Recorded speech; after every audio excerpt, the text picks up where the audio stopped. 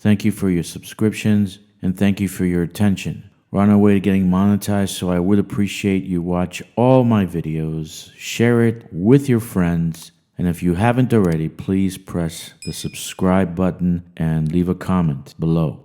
This story is of William.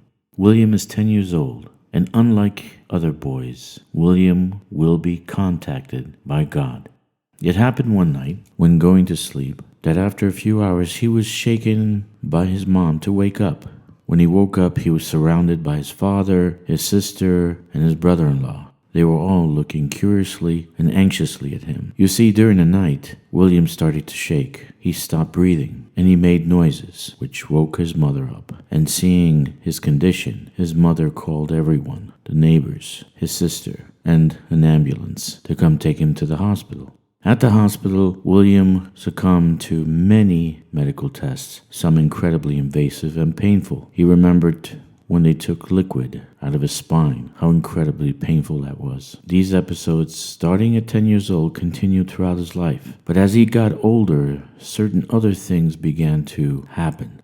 Around the age of 12, he started seeing things, shadowy things, very large beings out of the corner of his eye. He would hear voices, children laughing, wind passing by his feet, even though the door and the windows were closed. Wanting to know what was going on, but feeling ashamed to ask his mother and father, he sought for himself to find an answer. He found solace in televangelists and realizing maybe this is demonic possession and these things are demons. So he prayed, asking God to please help him. The episodes continued, but those shadowy figures disappeared. But something else took their place. He started having more and more dreams that were coming true. One afternoon, when he was lying on his bed, he fell asleep just before he was heading out to his friend's house to play some baseball. And he dreamt that he was walking towards the train station. William lived in New York at this time. He was faced with a woman that had a small white poodle. The poodle started barking erratically at William. When he woke up from this dream, he was completely drained of all strength and he was sweating to death, very, very weak. Not realizing what just happened, he put on his clothes and headed out to his friend's house. And as he walked towards the train station to catch the train so he can meet his friend, he saw the woman with the poodle. Realizing what transpired, he just had this dream a few minutes ago. This continued on for the rest of his life. He would have many dreams that would come true. And as he became a Christian, he started telling his friends what was going on. Many ridiculed him and called him a spiritualist, even though he was not a spiritualist. When he went to pastors to tell him what was going on, and they would, in disbelief, tell him that even the devil gives you dreams. In 1991, he saw Manhattan, lower Manhattan, in a blaze, on fire, as though someone scooped it up with a spoon. He told his best friend, he told his pastor, no one believed him, but this was the attack on the World Trade Center in 2001, which came true 10 years later.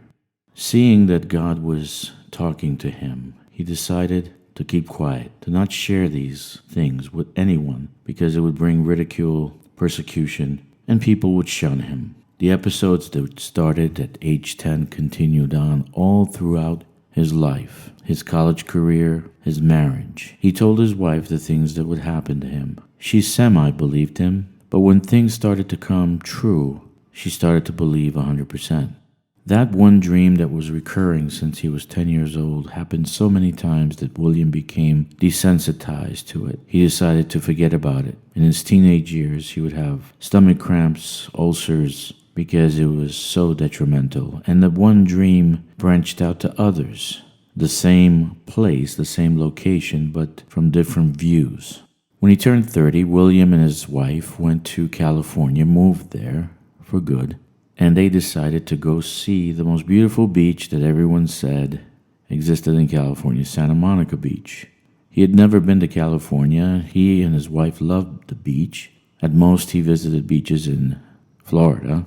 He went to Santa Monica Beach, and as he walked onto the sand and he saw the Angeles Mountains to the right and the oceans ahead, he realized this was the place. For 20 years, he had been seeing the same location, the same beach, and off in the distance he would see an explosion so large, but it was not a nuclear one. Sometime later he had the final dream, but in the last one he was overlooking the ocean in Santa Monica and looking out, seeing the explosion. He was told, "This is the time of the end." And so he knew that one day an asteroid would hit the ocean off the shores of Santa Monica, would cause a tidal wave so large it would destroy Los Angeles and make the I-5 into a sandbar. He was relieved that these dreams stopped after the final one, that continued for 20 years, that caused him so much grief, and as a child, so many episodes, and as a child, so many attempts by doctors to figure out what was going on, when all that was happening was God was reaching out to William and telling him, "This is the time of the end." I am Daniel of the 144,000. Please subscribe